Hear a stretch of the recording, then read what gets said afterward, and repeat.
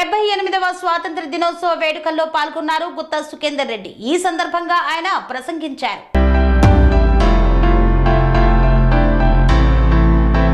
ఎందరో మహనీయుల ఉద్యమ పోరాట ఫలితంగా బ్రిటిష్ వలస పాలకుల పాలనను అంతమొందించి స్వతంత్ర భారతావనిగా అవతరించి 77 సంవత్సరాలు పూర్తి చేసుకుని నేడు సంబరాలు జరుపుకుంటున్న సందర్భంగా స్వాతంత్ర సమర యోధులకు, అమరవీరుల కుటుంబాలకు, జిల్లా ప్రజలకు, ప్రజా ప్రతినిధులకు, జిల్లా న్యాయమూర్తులకు, అధికారులకు, అనధికారులకు, కర్షక, కార్మిక, పాత్రికేయులకు, విద్యార్థులకు 78వ భారత స్వాతంత్ర దినోత్సవ శుభాకాంక్షలను తెలిపారు। సుమారు 200 సంవత్సరాలు వివిధ దశలలో నిర్విరామంగా చేసిన ఉద్యమాలు, పోరాటాలు స్వతంత్ర భారతదేశ అవతరణకు మూల కారణాలు। సాయుధ పోరాటాలలో మొదలైన నాటి స్వాతంత్ర్యోద్యమం మలి దశలో శాంతి, అహింసా మార్గాల ద్వారా స్వాతంత్రము సిద్ధించబడింది। 1957లో విప్లవకారులతో సిపాయిలు కలిసినప్పుడే స్వాతంత్రం రావాల్సి ఉన్న పటిష్టమైన బ్రిటిష్ పరిపాలన వ్యవస్థ ముందు వైఫల్యం చెందక తప్పలేదు। నాటి ఉద్యమ నాయకులు తదుపరి పోరాటాలకు స్ఫూర్తిగా నిలిచారు।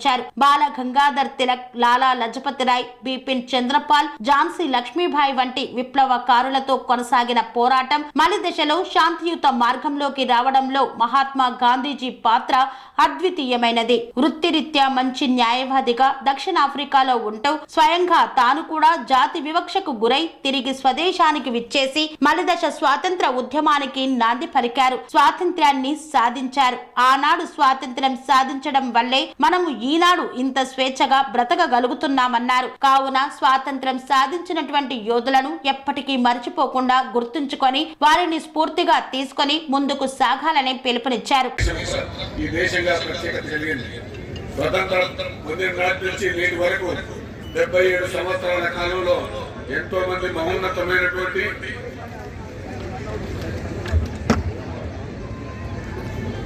తెలంగాణలో కమ్యూనిస్టుల ఆధ్వర్యంలో జరిగినటువంటి జాగీర్దారీ వ్యతిరేక సాయుధ పోరాటం ఈ ప్రాంత ప్రజల్లో చైతన్యాన్ని కలిగించింది। ఆ ఉద్యమ భావనే ప్రత్యేక తెలంగాణ వాదానికి కారణమైంది।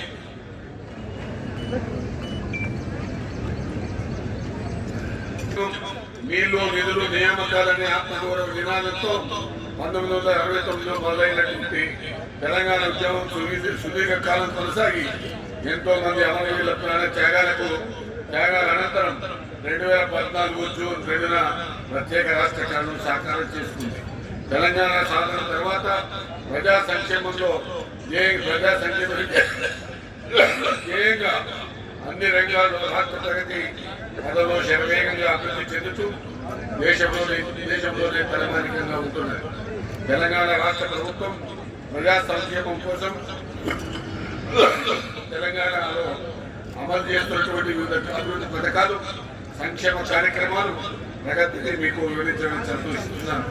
ప్రజాపాలన ప్రజల చెంతకే ప్రభుత్వ యంత్రాంగం వెళ్లి ప్రభుత్వం ప్రకటించిన అభయత్వం 6 గ్యారెంటీల పథకాలకు ప్రజల నుంచి దరఖాస్తులు స్వీకరించేందుకు ప్రజాపాలన కార్యక్రమాన్ని ప్రారంభించడం జరిగింది। ఈ కార్యక్రమం మన జిల్లాలో ప్రతి గ్రామ పంచాయతీలోను మరియు మున్సిపాలిటీల్లోనూ 28/12/23 నుండి 6/1/24 వరకు గ్రామ సభలు నిర్వహించి ప్రభుత్వ హామీలైన 6 గ్యారెంటీలకు సంబంధించినటువంటి మొత్తం 2,68,790 దరఖాస్తులు స్వీకరించి కంప్యూటీకరణ చేయడమైనది। మన జిల్లాలో ప్రజాపాలన సేవా కేంద్రాలు 17 మండల పరిషత్ కార్యాలయాల్లో ఒక్కొక్కరు చొప్పున 17 మున్సిపాలిటీలో కార్యాలయాల్లో 8 కేంద్రాలు మరి సమీకృత జిల్లా కార్యాలయాల సముదాయంలో 1 మొత్తం 26 ప్రజాపాలన సేవా కేంద్రాలను ఏర్పాటు చేయడం జరిగింది। ప్రజాపాలన సేవా కేంద్రాల్లో వచ్చినటువంటి 26,191 దరఖాస్తులు వివరాలను సెర్చ్ చేయడమైనది। మన జిల్లాలో 9 డిసెంబర్ 2023 నుంచి ఇప్పటి వరకు ఆర్టీసీ బస్సుల్లో 61,21,544 మంది మహిళా ప్రయాణికులను 31,04,14,14,730 రూపాయలతో ఉచిత ప్రయాణం కల్పించలేనిది।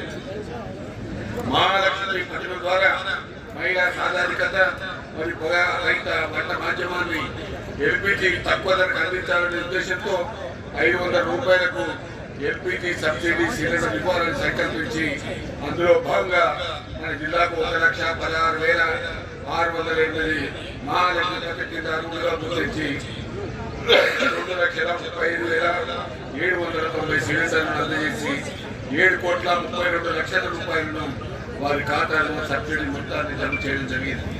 గృహజ్యోతి పథకంలో భాగంగా ఇప్పటి వరకు 19,89,83,000 రూపాయలు విలువ గల విద్యుత్తును 1,41,810 మంది వినియోగదారులకు మార్చి 24 నుండి 0 బిల్లు ఇవ్వడం జరుగుతూ ఉన్నది. వ్యవసాయ రైతుల సంఖ్యమే ప్రధాన కర్తవ్యంగా రాష్ట్ర ప్రభుత్వం భావించి పంట రుణమాఫీ 2024 ప్రకారం మొదటి దఫా అనగా 1,00,000 రూపాయలు పంట రుణాలు తీసుకున్నటువంటి 36,047 మంది రైతులకు రుణమాఫీ 198,11,13,00,000 రూపాయలు. రెండవ దఫా అనగా 1,00,000 నుండి 1,50,000 వరకు పంట రుణాలు తీసుకున్నటువంటి 17,991 మంది రైతులకు 176,12,00,000 రూపాయలు రుణమాఫీ చేయడం జరిగింది. మూడవ దఫా అనగా 1,50,000 నుంచి 2,00,000 రూపాయల వరకు రుణమాఫీ 60,000 రైతుల ఖాతాలో జమ చేయడం జరుగుతూ ఉంది. జిల్లాలో 1,31,185 మంది రైతులకు బీమా చేయడం జరిగింది. రైతు బీమా పథకం ద్వారా జిల్లాలో గత సంవత్సరం నుంచి మరణించినటువంటి 535 మంది రైతు కుటుంబాలకు 26,75,00,000 రూపాయలను వారి నామినీ ఖాతాలో జమ చేయడం జరిగింది. మన యాదాద్రి భువనగిరి జిల్లాలో 2024 సంవత్సరంలో వానాకాల సీజన్లో 2,91,140 ఎకరాల విస్తీర్ణంలో పంటలు సాగు చేయడం జరిగింది. ప్రస్తుత వానాకాలం సీజన్కు 8,206 మెట్రిక్ టన్నుల యూరియా, 912 మెట్రిక్ టన్నుల డిఏపి, 5,418 మెట్రిక్ టన్నుల కాంప్లెక్స్ ఎరువులను మరియు 903 మెట్రిక్ టన్నుల ఎరువులను రైతులకు అందుబాటులో ఉంచడం జరిగింది. ఉద్యానవన శాఖ ఇందుకు గాను 10,15,00,000 సబ్సిడీ మంజూరు చేయడం జరిగింది.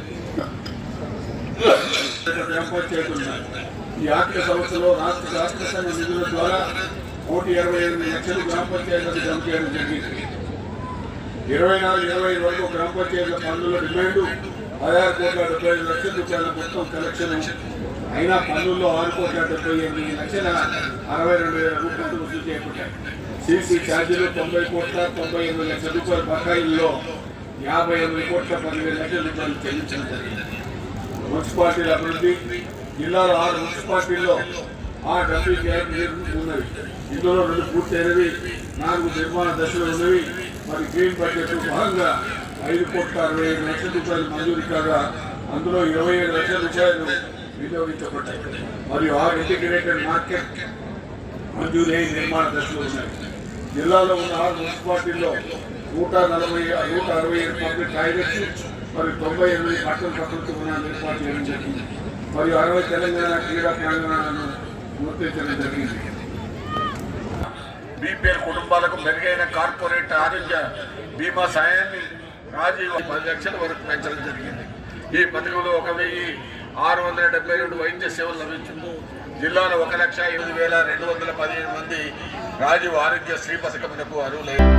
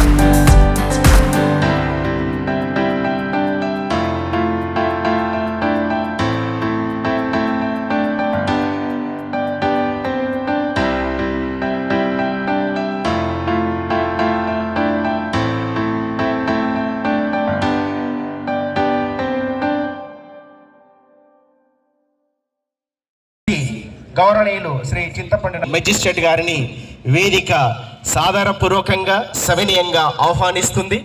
పోలీస్ వారి గౌరవ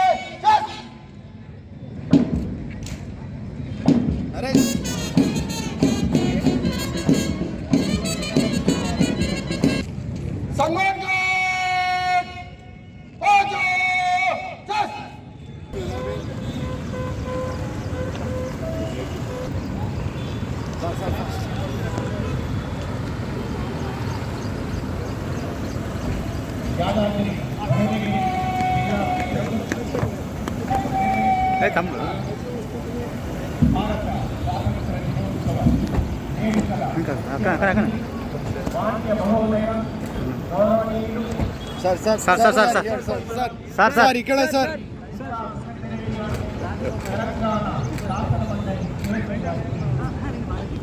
చలో చలో ఓకే